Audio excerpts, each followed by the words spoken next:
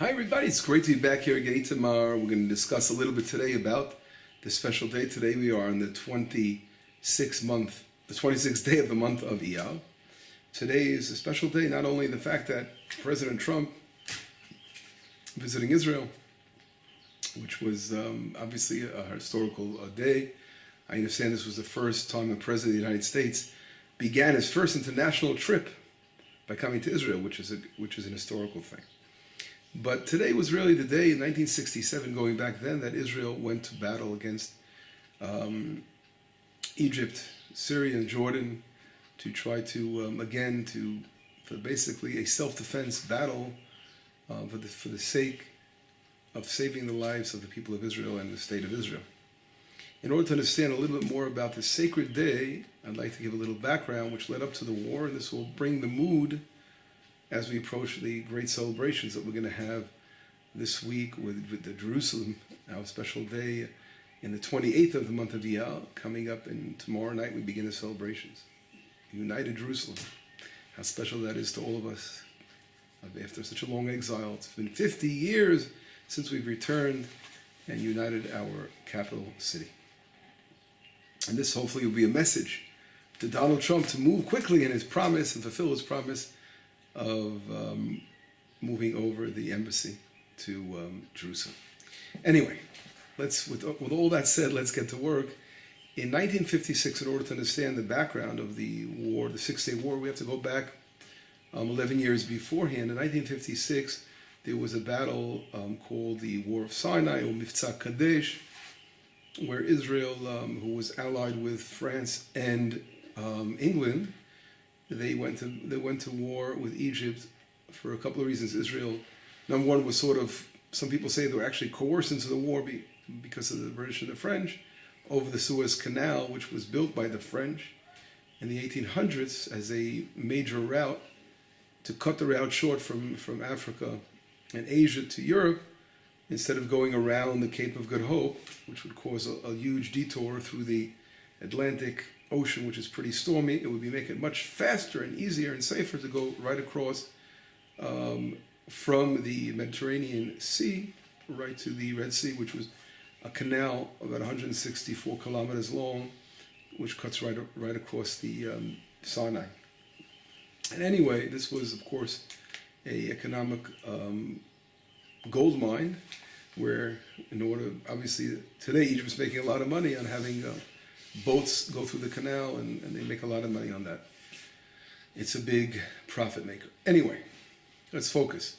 And so the Israel goes to war. The results of the war was that Israel captured the Sinai Desert, and although they had to, as usual, they retreat and they left the Sinai Desert, but there was a ceasefire which sort of stated very clearly that the Egyptians weren't to move forces anymore into the Sinai Peninsula in that area bordering with Israel.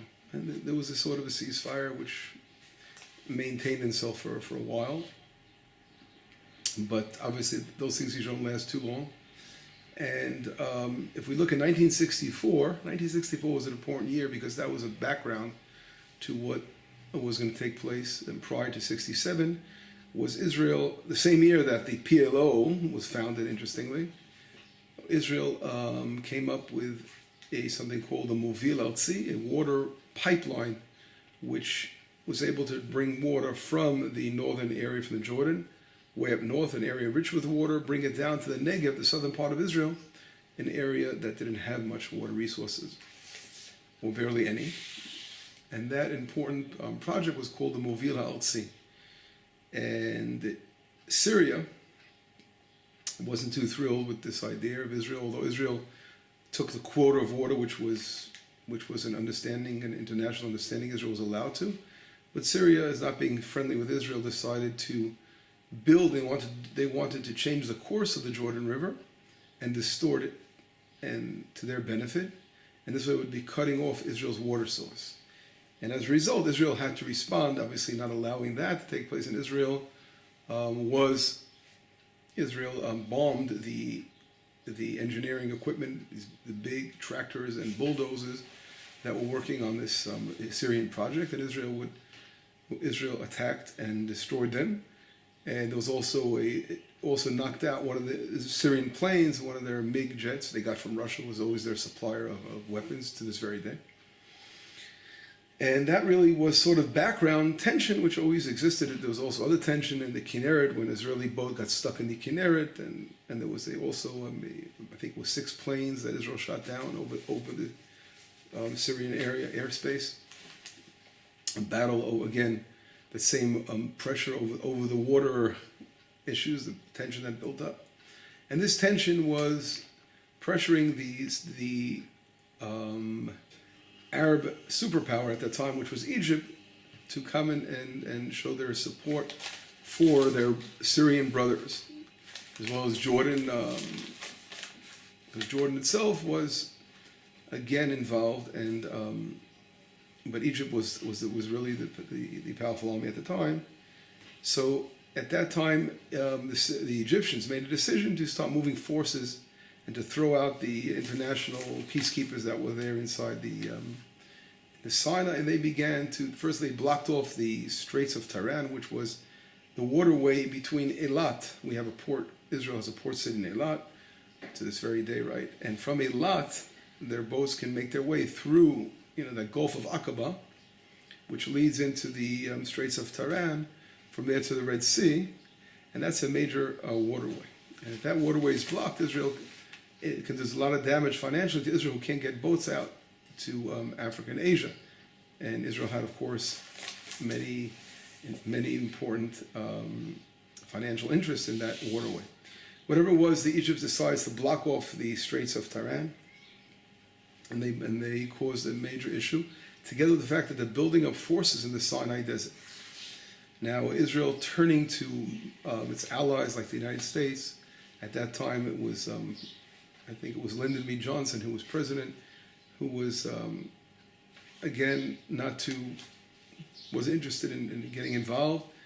And again, Israel was left alone. Israel was left alone in the world. And at that time, Israel decided to make a national unity government, which was a vital necessity to unite the people of Israel at the time together. Israel didn't know what would be. They were literally preparing graves and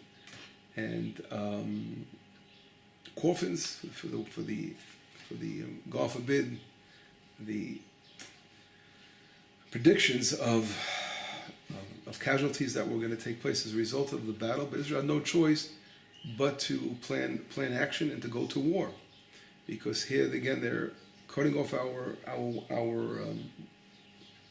waterways, building up army in the Sinai Desert. And the Syrians, of course, are threatening us from the north, and the Jordanians, and they're all made its pact to come and destroy, talking about the destruction of the state of Israel. This was the situation of prior to the 6-Day War, and all this built up. Again, it began in '64 with Israel building the waterway, and the pressure really leading up to the very days before the war. As a matter of fact, the movement of Egyptian forces into the Sinai took place in 1948. I'm sorry, it took place on our Independence Day, which was founded in 1948, right? On Hei Iyar, which we celebrate 3 weeks before the celebration of Jerusalem Day, around, and that was the day that they chose on our Independence Day, commemorating our 1948 Declaration of the State of Israel. That was the day the Egyptians decided to move their forces into the Sinai, breaking the agreements that existed before the previous agreements that existed. So Israel, its intelligence and its generals, the army is ready to go to battle. They said we have no choice. At this point, obviously, there was a need to work things out. For 3 weeks, they were thinking about what to do, if they should go to battle or not. The world obviously wasn't interested in battle, and Israel secretly decided to go to war. The decision that they made was, as a matter of fact, it was yesterday. Yesterday, the 25th day of the month of Iyar was the day they decided to go to battle, and in order to surprise the Egyptians and those involved, they decided to let their reserves go. I think they let a couple of thousand reserves to go home, and others to leave a little bit, just to create an environment that There's not, I think Moshe Dayan at that time, who was the Minister of Defense when the National Unity Government was declared, and Levi Eshkol, who was the Prime Minister, whatever it was, Dayan announces that we're not ready for war now. He tried to make it sort of put up a fog over there, so that the Arab countries in the world would be thinking there's not going to be any kind of battle. And Israel at that time decides to go to war. Again, it was yesterday, the 25th of the month of Iyar. And on the 26th, today, at 7:45 in the morning, Israel decided to strike, and that was their go time. At 7:15 in the morning. Now what happened was Israel, who had barely 200 fighter planes, compared to the huge force of over 500 planes, the Egyptian planes and other planes, they were quite outnumbered by the Arab forces. And Israel had much lower quality jets. They had they were French fighters compared to the Russian army equipment they were sending them, and the much more advanced jet fighter planes. But Israel, nevertheless, was ready to go and again, with courageous, a courageous, bold attack, and endanger themselves, the Air Force pilots. And I think they left behind like 12 planes in the airports in Israel to protect the skies over the country. But every other plane left, and they were targeting, I think, 11 airports. 11 out of I think that 11 airports were targeted, something like that. And the planes go out, and miraculously, they flew solo. They flew about 20 meters, which is about 60 feet above the sea, which is literally very, very low, very dangerous altitude, in perfect alignment. And they were able to fly quite undetected, and they made their way. And literally, when the planes were on the fields, on the battlefields, in the airports, the Israeli jets literally attacked and knocked out within minutes. I mean, the whole thing took place within a couple of hours, but literally, they destroyed the first attack. They destroyed hundreds of Egyptian planes on the ground, and they made subsequent attacks on the other parts of the airfield. They had to knock out the bombers that were planning on bombing Israeli cities. And literally within a few hours, Israel had already won the war, because that really put out of commission the Egyptian airfields and their planes. Now, instead of telling their wonderful allies that they're losing the war, the Egyptians came out with statements like, "We're beating back the Israelis," and that gave the gumption and excitement for the Jordanians and the Syrians, who also began to attack Israel. A full-stage attack in Israel decided to blow their airfields off, and they knocked out their planes in Syria and Jordan as well. So these amazing happenings, within a few hours, Israel had literally put out of commission all the airfields of Egypt, Jordan, and Syria, and an amazing, miraculous victory with just a few. Again, the numbers were, you can't compare the numbers. We were outnumbered by tremendous odds. There was 3 miracles that we have to mention took place, that literally it just shows, the hand of God. We know that there's a verse we say, we never want to say kochi v'otzem yadi. In other words, we don't say that we did this. We always say that God gave us the power to be victorious, and God, of course, is behind us. And it's a very, very bad thing to say that we did it. We should always give credit to where the credit is due, and that's the creator of the universe, who gave us the land of Israel and gave us out the blessing of the people of Israel. And we have to be thankful to Hashem and thank God for the wonderful victory. It wasn't our doing. We were the emissaries of God to be victorious, and we have to give credit again to God for this. So there were 3 miracles, and we'll see that by these 3 miracles that took place on this very day today, 50 years ago. It's a miraculous day. And what were the 3 miracles? One miracle is that when Israel made, and we spoke before, when the planes were on the way to the Egyptian airports to blow them up, there was a meeting called by the prime minister. Well, it was the prime minister. It was the vice president of Egypt, together with the minister, the war minister of Egypt. They wanted to make a flight over, over the Sinai area, and therefore he gave a command to his soldiers, his anti-aircraft team, that no one is going to open fire without his personal authorization of the fire. And because I guess they were worried that they may shoot down friendly fire, whatever it was. And so there was no way, the Israeli intelligence had no idea of this. But it worked out perfectly that when Israel, just the time that Israel was flying over, that time frame, he gave an order, I think, from 7 to 9 in the morning, whatever it was, that there would be no opening of fire without his orders. And that was the time that Israel flew over. Now, and therefore the people were on break, they went to eat, and then even when they saw a commotion broke out, and they finally realized what was going on, it was too late. Israel already had gone over and was able to make the surprise attack. So that's the miracle number one.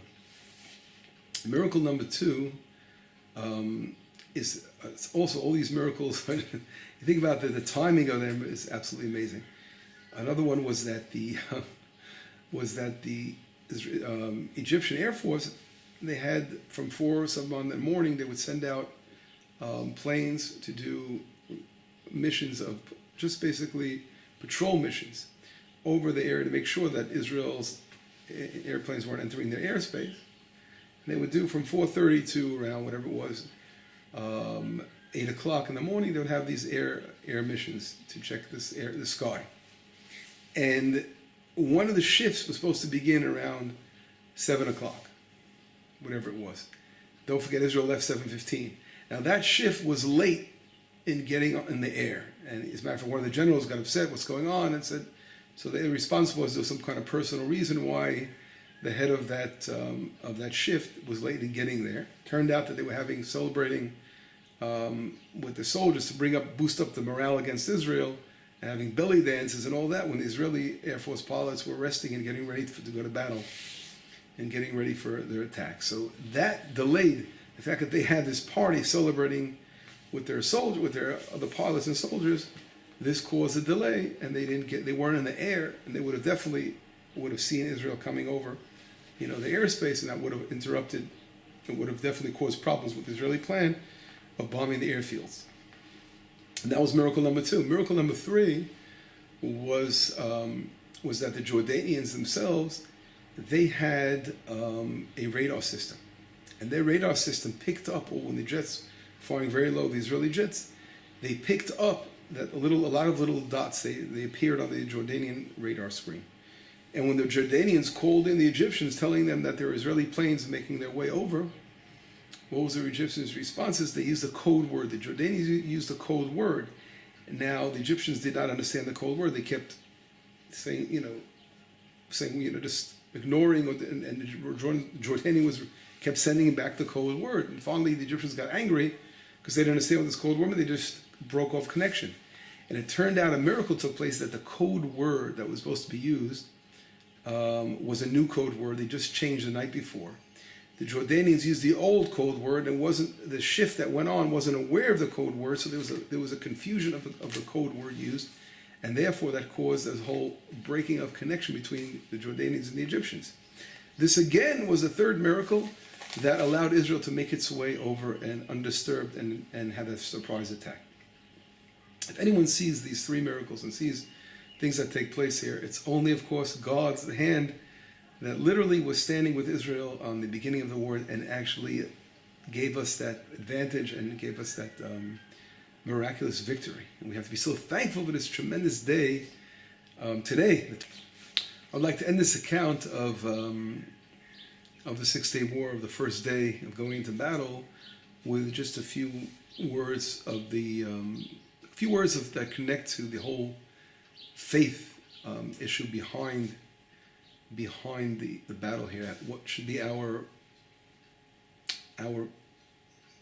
reaction as far as Jewish faith? And I think the commander of the Air Force sums it up very simply. Mordechai Hod at the time was the commander of the Air Force, and he says to his pilots, "Let the spirit of the great fighters of Israel. Talks about King David. Talks about great fighters of Israel. Joshua beforehand talks about Joshua, King David, the Maccabees, and of course the previous wars of Israel that led to 67, which was the War of Independence and the War of Sinai. He said, let the spirit of the fighters, let that carry with you to bring a victory, of course, for the sake of saving the people of Israel and saving our nation. I think that kind of outlook, that kind of faith, of knowing that we're not soloists, we're connected to a nation, we're all connected. And we always look back at our great forefathers, people of tremendous faith that went to battle knowing that Hashem, God was, of course, behind the scenes, just like I mentioned before, the miracles that took place. We see how in every battle, the miracles that are literally so clear to us how we won the Six-Day War here. There was also in prior 3 weeks before the Six-Day War, Rav Kook, Rav Tzvi Yehuda Kook, the son of Avram Yitzchak Isaac, a Kohen Kook, who was the first chief rabbi of Israel. So his son, Rav Tzvi Yehuda, he was they were celebrating the Independence Day on the 5th of the month of Iyar, and he came out with a powerful, powerful message, and this is even taped. People can actually see this message taped. It's on video, and he says out in his powerful voice, "Where is Hebron? Where is Jerusalem? Where is Hebron? Where is Shechem? Where is Yericho? Where is Jericho?" He's crying out, where are our holy places, the central portions of the land of Israel? Where are they? Where are they? And this was 3 weeks. It was like a prophecy. 3 weeks before they were turned over back. They were given back to the people of Israel by Hashem. So it was like a prophetic vision, just like the same way the famous singer Naomi Shemer. And I'd like to read to you one of the verses of her song. And she says in her song, "Echa yavshu borot hamayim," how the cisterns were dried up. Kikar hashuk rika, the market square is empty. Vein pokedet harabayit be'ir hatika, and no one is going up to the Temple Mount in the old city. Mamarot asher basela, and the caves, within the rock caves, are crying out, ruchot ve'en yored el yam hamelach. No one is going down to the Dead Sea through Jericho. And this is what the words of Naomi Shemer, literally, she sung them on the Independence Day, just again the same time Rav Kook spoke about that same prophecy. And that was just a few weeks, again, 3 weeks before. And then, 3 weeks later, after the tremendous miracle of the Six-Day War, she writes another part of her song, and she adds the stanza, and she says, "Chazalnu el borot hamayim," we've returned to the cisterns, and now the markets are, we return to the market and the square where the shofar, the horn, is blown on Har HaBayit in the old city.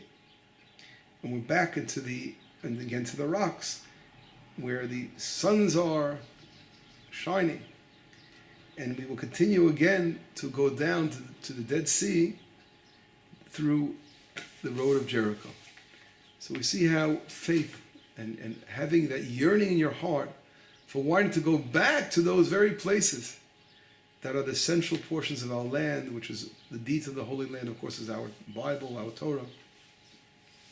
And having this faith that we will go back and return is so important, and we see how it actually went ahead and had a spiritual effect on this. So the praise of Rav Kook and the praise of Naomi Shemer, combined, of course, with the great heroism of the fighters of Israel, with the great faith, as we saw, the commander-in-chief of the Israeli Air Force, and others, that great faith and prayer, all added together a beautiful victory, and Israel was again saved from the terrible enemy that wanted to literally destroy the state of Israel.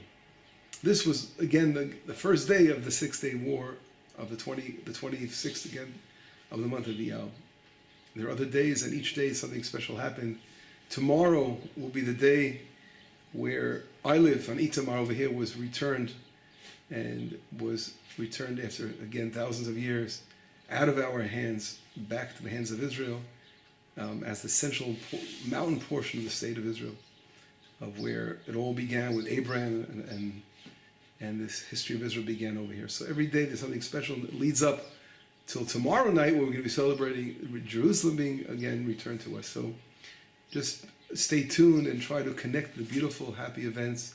Sometimes I feel when you're outside of Israel and people, they're not like tuned in on, like being tuned in on the radio, tuned into the great miraculous time we live in here. And here our hearts are radiating with happiness and joy with the blessing of Hashem, that He's gave us a beautiful inheritance of the land of Israel. I can just sort of end this with, again, the visit of Trump, Donald Trump. We do pray that he's going to fulfill his promises, as we mentioned. Let him bring his embassy to Jerusalem, and he does definitely speak as a great friend for Israel, with a love for Israel. We do hope that his love will continue to grow and get stronger, and look at our history as a people and the Torah and the Bible as a flag, as a guidance in order to understand our eternal connection to the heartland of all of the land of Israel, and that should guide him, and of course in supporting Israel and being together with us on this great time of redeeming the land and building our third commonwealth of God, building, restoring our temple, and seeing how we will bring light to the world. So he has an opportunity, as every great leader has an opportunity, to do something, to be part of history and do something good in the world. And we do pray that he will make the right decisions. And I always say, we have to make this very clear, that leaders of the world come and go. It's not the leaders that will eventually make the difference. The difference, of course, is by our love and faith of Hashem. And God's promises will never be turned around, and they will always be fulfilled to the utmost, all His promises. And that's the most important thing. But we have the ability to be partners with God in doing the right thing and being His emissaries. And so that's a blessing to Donald Trump. Let him be an emissary in helping Israel restore the kingdom of Israel. Anyway, have a wonderful Yom Yerushalayim, the Jerusalem Day, which is tomorrow night, and enjoy this special time, because we are living in miraculous times. We'll stay tuned for our next meeting again soon. Shalom from the land of Itamar, Israel. Bye-bye.